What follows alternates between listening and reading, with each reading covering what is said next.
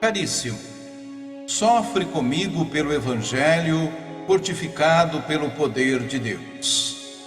Deus nos salvou e nos chamou com uma vocação santa, não devido às nossas obras, mas em virtude do seu desígnio e da sua graça, que nos foi dada em Cristo Jesus desde toda a eternidade. Esta graça foi revelada agora pela manifestação de nosso Salvador, Jesus Cristo. Ele não só destruiu a morte, como também fez brilhar a vida e a imortalidade por meio do Evangelho. Palavra do Senhor. Graças a Deus.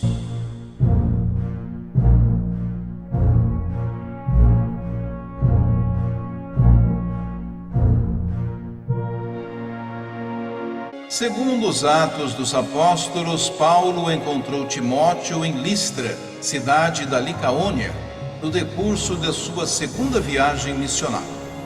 Filho de pai grego e de mãe judeu-cristã, Timóteo devia ser ainda bastante jovem nessa altura.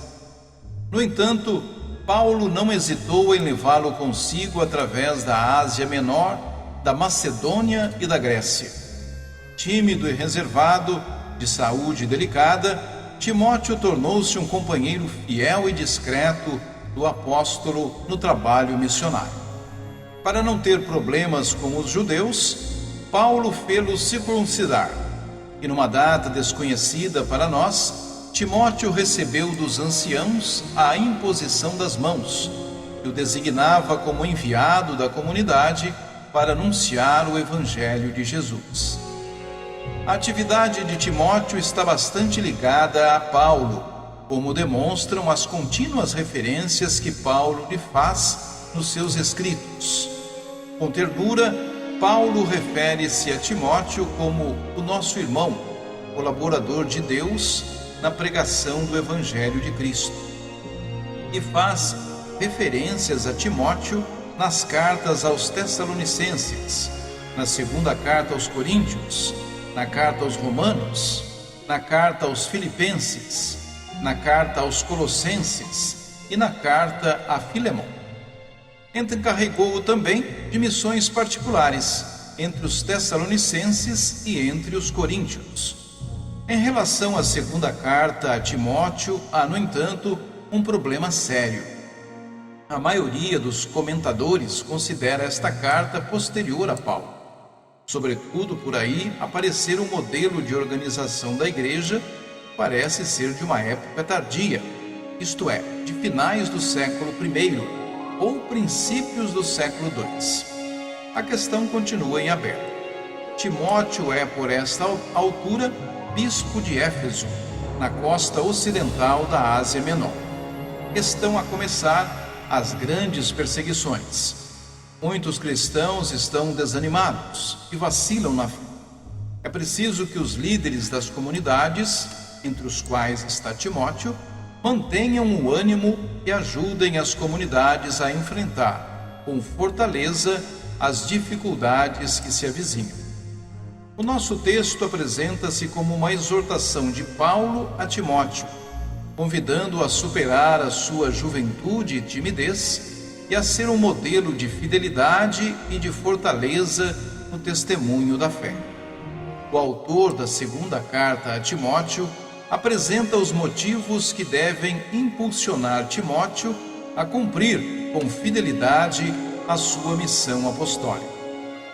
Neste texto que nos é proposto, em concreto, o autor da carta recorda a Timóteo o projeto salvífico de Deus e, de forma gratuita, quer salvar os homens e chamá-los à santidade. Esse projeto manifestou-se em Jesus Cristo, o libertador, que destruiu a morte e o pecado e ofereceu a todos os homens a vida plena e definitiva. Ora, Paulo, nesta altura prisioneiro por causa do Evangelho, Timóteo e todos os outros são as testemunhas deste projeto de Deus e não podem ficar calados diante do enfraquecimento da vida cristã e se constata nas comunidades, mesmo no meio das perseguições e dificuldades. Eles não podem demitir-se da missão que Deus lhes confiou. Têm de ser testemunhas vivas, entusiastas e corajosas do projeto salvífico e amoroso de Deus. A reflexão pode partir dos seguintes dados.